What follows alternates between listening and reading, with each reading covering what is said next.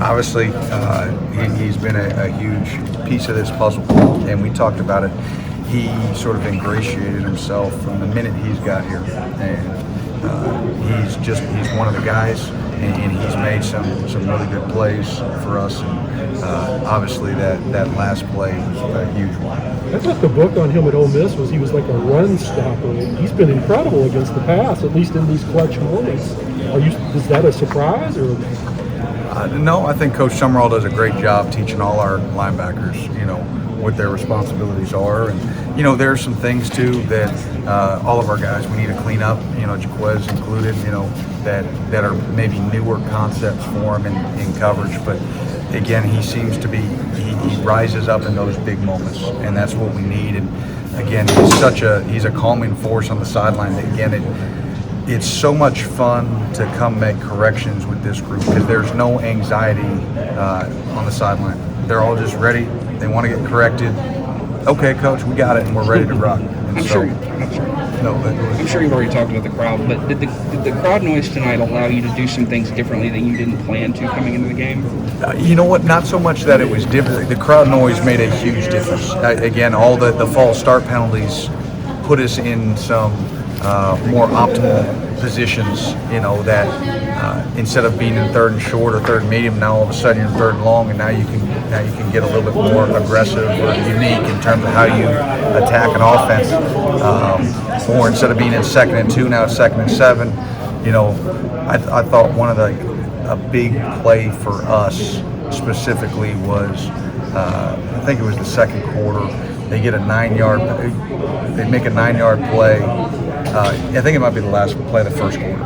They make 9 yards. It's 2nd and 1 to start the second quarter, and a lot of times those are waste downs, and the guys at the quarter mark, they're like, forget it being a waste down. We're going to force these guys to punt. And sure enough, we make a second down stop, get it to third down, they false start, then we get the TFL when they have to punt from backed up. And that just tells you everything about this unit. They will defend every blade of grass and not give an offense anything. Now, it doesn't mean they're not getting stuff. They got plenty of yards, and there's things we got to clean up. But I'm just really proud. I love coaching these guys. Do you remember a game where either your team or the other team had 8 false starts? The closest thing I can remember is Mississippi State in 2018. They false started. It was 6-7 times, I think. Did you expect the crowd to be as motivated as they were tonight? I expected them to be rowdy, and they were. They did not disappoint, that's for sure. And I think the blocked field goal helped ignite that a little bit. Could you sense maybe the collective anguish of, 1986 is a long time for them to celebrate a win over that program, and it seems like they let it all out tonight. They did, but what's awesome about the BBN is they've just embraced this team from start to finish. And that crowd against Missouri was raucous, and this crowd was raucous.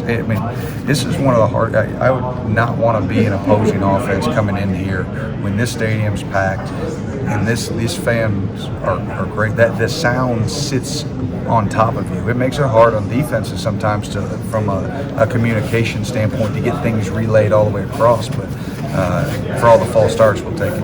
You talked all week about you're not going to shut them down, but you didn't want explosives, and I can't really recall one tonight. There may have been. Yeah. I'm sure there were. I think they had 398 yards, so I'm sure there's some explosives in there. 71 plays. That's not bad. But I thought we accomplished what we set out to. I think you guys had asked about if we had set a run goal, and we did, but that was for us to know. And we almost hit. We were just a shy over, and a lot of it came in the cute run game, sort of in that second to last drive or so. But so I was really proud how the guys handled the run.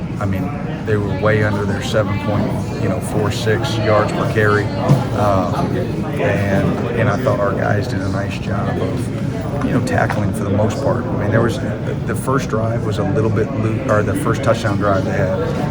They were a little loose. There was some tackling and there were some leverage issues. That was on us as a defense, and I think the guys tightened up. It looked like, were you trying to invite their quarterback run game into the middle? No, that's just sort of where they wanted to attack. We weren't inviting. I was trying to not invite QB run game, but it's hard. I mean, when you got QBs like they do, I mean, you're going to see it. So. I mean, I don't think anybody else has handled them that well in the QB run game. I don't know if that's the case, but I know our guys did a nice job. How good does it feel to see Josh? You know, he's put so much into this program, come up big in such a big game. Oh, it means the world, and so many of those guys. I mean, and you think about all the guys that have invested, the Yusufs, and you know, your heart goes out. You know, we'll see what the deal with Marquand is, but like people, all these seniors have invested square. I mean, what did he have? 13 tackles, I think. I mean, he's just these guys, they just pour into this program. And I saw Josh after on the field, and I told him, this is why you came back. And for these moments, for the crowd rushing the field, for the locker room, those 15 minutes in the locker room where it's just complete bliss, you know. And it's gratifying to see those guys get the reward for all the effort they have put in. Well, the crowd has watched a lot of bad football over the years. So now you see Kentucky matching Florida in terms of speed, and size, and talent. It's the ceiling for this team. You know what? The thing that we got to do, I don't know what the ceiling is. I know we've got a huge game next week, and so we got to punch the clock tomorrow, get back in, get treatment, and need that crowd to be just as rowdy next week, because it's going to be another really good SEC team coming in.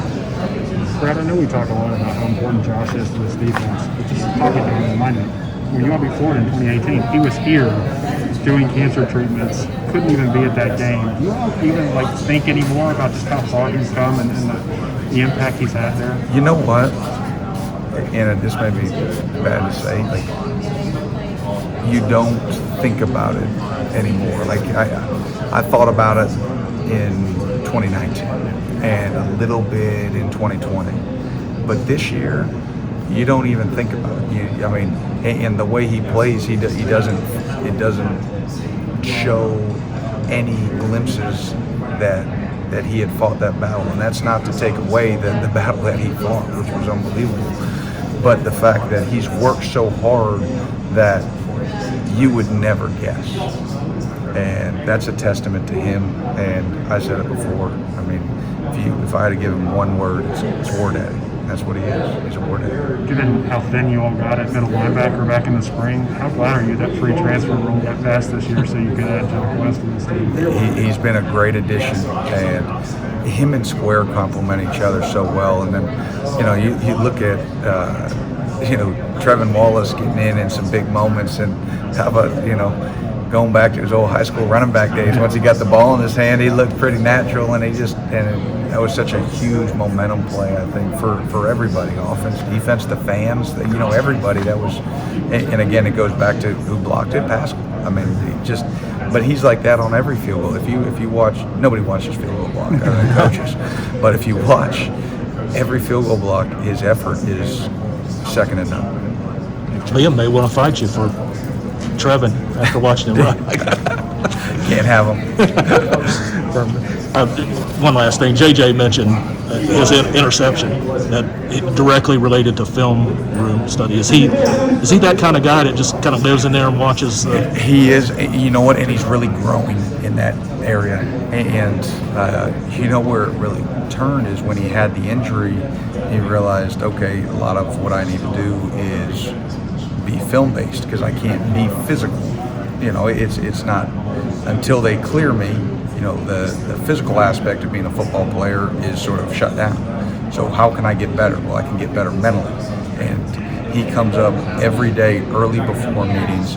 He puts in at least 30 or more minutes, with the coaches to watch the upcoming opponent, to watch tackles, to watch formations, to learn, to study. And it pays off. He said he knew exactly what the tight end was running. He did. No easy task. All right. Thanks.